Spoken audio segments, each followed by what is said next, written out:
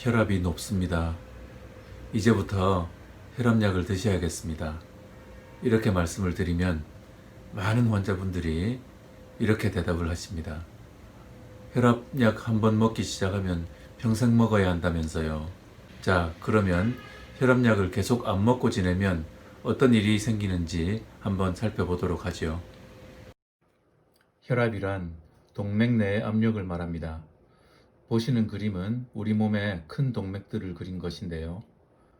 대동맥을 보고 계십니다. 동맥 내의 압력이 높은 것을 고혈압이라고 합니다. 심장은 이 동맥으로 피를 보내서 전신에 산소 공급을 해주는 역할을 하죠. 관상동맥은 심장 근육에 혈액을 공급해주는 역할을 합니다. 자, 동맥혈관에 생기는 변화들을 한번 살펴보도록 합시다. 보시는 혈관은 정상동맥입니다. 고혈압은 이 동맥 내의 압력이 높은 것입니다. 쉽게 말해서 풍선에 공기를 너무 많이 불어넣은 것과 같은 거죠. 압력이 더 올라가면 어떻게 될까요? 터지겠죠. 터지지 않아도 과도한 공기를 넣었던 풍선은 바람을 빼면 탄력을 잃고 쪼글쪼글해집니다. 동맥도 똑같은 변화를 겪게 됩니다. 압력이 높으면 동맥도 스스로 보호해야겠지요. 이렇게요. 높은 압력을 견디기 위해 혈관벽이 두꺼워집니다. 그런데 문제가 있어요. 바깥으로 두꺼워지면 좋은데 안으로 두꺼워집니다. 혈관 내강이 점점 좁아지니 압력은 더 올라가겠죠. 혈압을 치료하지 않으면 점점 더 나빠지고 혈압이 더 오르는 이유가 됩니다. 거기다가 혈관 내 피세포가 손상을 입고 콜레스테롤 찌꺼기가 쌓여 동맥경화를 일으키죠. 이러한 과정의 결과로 혈관이 터지거나 막히게 됩니다. 그래서 우리가 흔히 아는 심근경색증, 뇌경색, 뇌출혈이 오게 되는 겁니다. 그럼 심장에 오는 변화들을 한번 살펴보도록 합시다.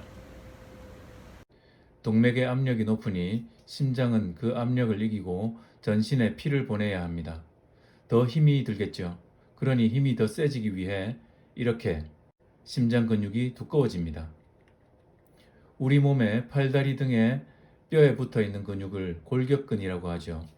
골격근의 힘을 더 세지게 하기 위해 우린 근력 운동을 합니다.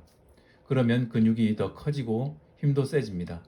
심장도 더 큰 힘을 쓰기 위해서 그런 변화가 오는 거죠. 그런데 문제가 있습니다. 정상 심장은 내부 공간이 넓죠. 그래서 한 번의 수축으로 많은 양의 피를 전신으로 보낼 수 있습니다. 심근이 비대해진 심장은 내부 공간이 좁아져서 한 번에 많은 양의 피를 몸으로 보낼 수 없습니다. 정상 심장과 같은 양의 피를 전신으로 보내려면 더 자주 뛰어야 합니다. 그렇게 일을 많이 한 심장이 정상 심장과 같은 수명을 바랄 수는 없겠죠. 또한 비대해진 심장 근육은 더 많은 양의 산소를 필요로 합니다. 그런데 말입니다. 여기에도 문제가 생기네요. 심근에 피를 보내주는 관상동맥에도 이러한 변화들이 오고 있으니 말입니다.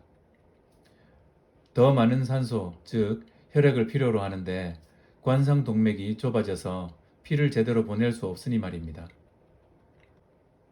그래서 이 심장은 협심증이나 심근경색에 취약하게 되고 결국은 심부전에 빠지게 되는 겁니다. 그 외 중요 장기에 오는 합병증들이 어떤 것이 있는지 한번 볼까요? 뇌에 오는 변화입니다.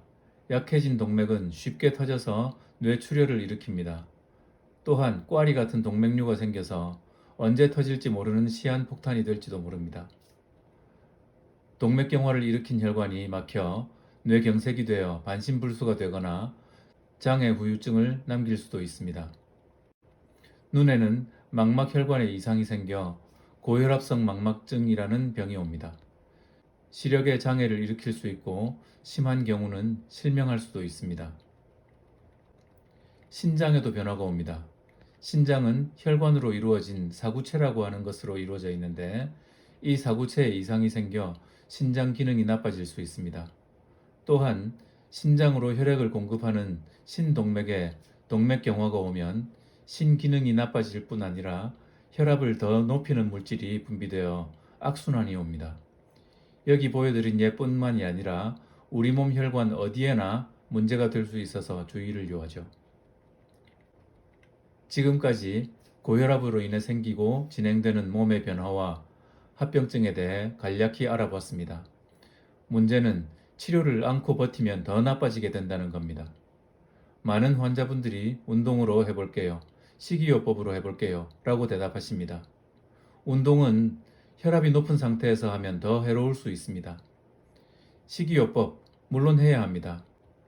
약물이 필요한 상태의 고혈압은 약을 먼저 시작한 후에 함께 생활 습관 교정을 해야 합니다. 혈압약은 한번 시작하면 평생 먹어야 한다면서요. 많은 환자분들이 그렇게 말씀하십니다. 현실적으로 맞는 말입니다. 그러나 그 말은 틀렸습니다. 대부분의 고혈압은 평생 약을 먹어야 합니다.